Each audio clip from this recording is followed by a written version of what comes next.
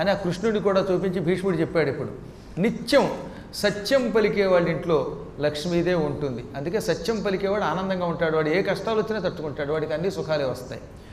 శుచిగా ఉండాలి, శరీరం నుంచి అస్తమానం దుర్వాసన రాకూడదండి. హాయిగా తరచుగా స్నానం చేయాలి. ఇప్పుడే స్నానం చేశానండి, 2 సార్లు అటు తిరిగితే మళ్ళీ చెమట పడుతుందండి, మళ్ళీ స్నానం మీరు చెప్పినా చేయనండి అంటే వాడు అశుచిపురుడు అని అర్థం. ఎన్నిసార్లు అయినా శరీరాన్ని శుభ్రంగా ఉంచుకోవడానికి స్నానం చేయాలి.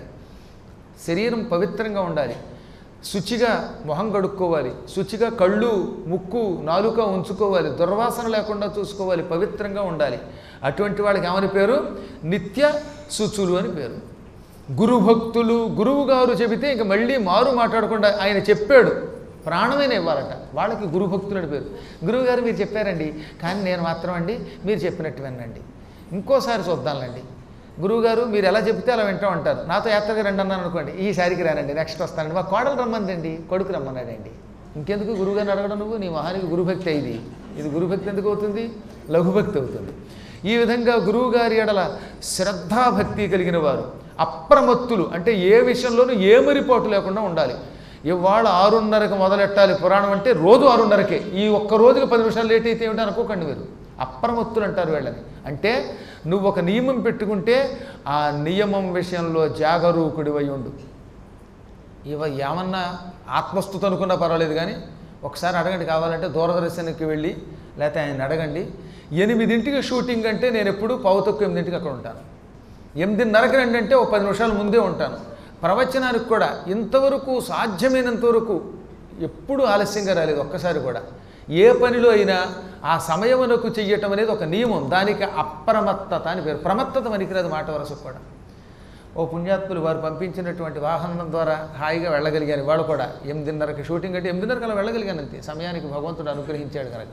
మొత్తమే చెప్పొచ్చేది ఏంటంటే ఏ విషయంలో కూడా నెగ్లిజెన్సీ లేకుండా ఉండడం, నిర్లక్ష్యం లేకుండా ఉంటే దానికి అప్రమత్తత అంటారు. వేళకి తినాలి, వేళకి జపం చేయాలి, వేళకి లేవాలి, వేళకి ఈ కార్యక్రమం పెట్టుకోవాలి, ఓ టైం టేబుల్ ఫాలో అయ్యి తీరాలట.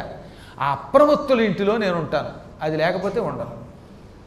ఏ పనిలో అయినా తన సామర్థ్యం పెంచుకునేవాడిని, దాని మీద ఆసక్తి కలిగిన వాడిని నేను వరిస్తాను. ఇవాళ వాడికి చేతకపోయినా అది ఇంకా ఇంకా నేర్చుకోవాలని కోరిక ఉన్నవాళ్ళు అంటే లక్ష్మీదేవికి ఇష్టం.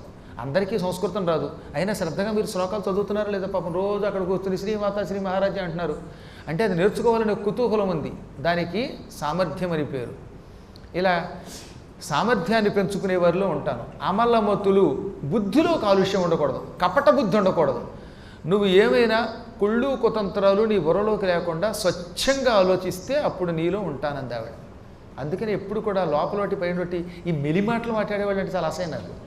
సూటిగా ఉండాలి, స్పష్టంగా ఉండాలి, పవిత్రంగా ఉండాలి ఆలోచన. నీకెందుకు వచ్చింది? అన్నం తింటావా? తినండి. లోపలికి వెళ్ళేమో పొద్దున్న అన్నం శుభ్రంగా పేకదాకా తినడం, నేను అన్నం తింటాను. ఎందుకు ఈ అబద్ధాలు? ఇలాంటివి అస్సలు మాట వరస కూడా వాళ్ళు నిర్మలమతులు కారు, వాళ్ళు మలమతులు అవుతారు. అందువల్ల అమలమతులు ఎక్కడుంటే అక్కడ లక్ష్మీదేవి ఉంటుంది. సత్కర్మ పరులు, సత్కర్మాచరణ చెయ్యండి, పవిత్ర కర్మనే చెయ్యండి, శాస్త్రములలో చెప్పిన కర్మలే చెయ్యాలి. విజ్ఞానం ఎక్కడుంటే అక్కడనే ఉంటాను, తపస్సు చేస్తే అక్కడ ఉంటాను, దానపురులలో ఉంటాను, బ్రహ్మచర్య దీక్ష కలిగిన వాళ్ళల్లో ఉంటాను, ఇంద్రియ నిగ్రహం కలిగిన వాళ్ళల్లో ఉంటాను. ఇవన్నీ ప్రీతి నా వశయించు ఎక్కలు, నా నివాస స్థానములు. నేను గ్యారంటీగా వీటిల్లో ఉంటాను.